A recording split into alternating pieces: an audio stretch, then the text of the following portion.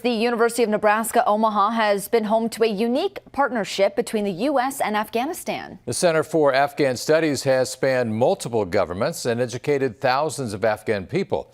As Brent Weber tells us, their work continues despite the vacuum created by the return of the Taliban.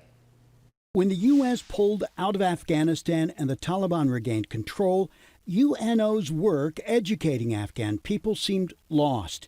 Their educators forced to flee to neighboring nations if they could. We had a physical presence in Kabul that we lost completely after December of 2020 when we had to close our office. Actually, two of my colleagues were taken in custody by Taliban. They were detained by Taliban, and one of them was tortured.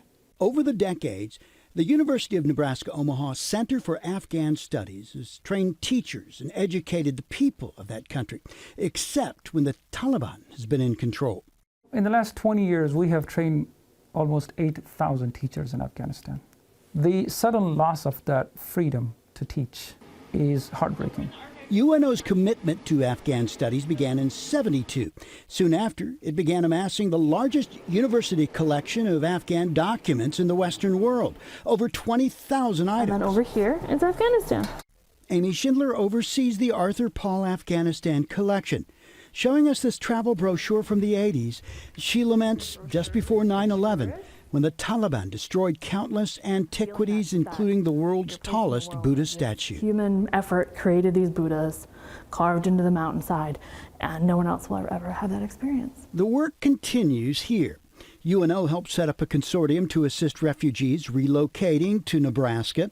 They continue their academic courses, hold Afghan immersion seminars for federal agencies, and host students from around the world. That commitment is not fading. The 50 years that we have spent here, right in this office I'm sitting, that shows our commitment as a university, as a public university that represents Nebraskans, and our commitment as Nebraskans to the people of Afghanistan, to democracy, to human rights, to education. What education will look like in Afghanistan in the future under Taliban rule is unknown. But based on the last half century, it appears that UNO and the Center for Afghan Studies are poised to be right at the heart of it.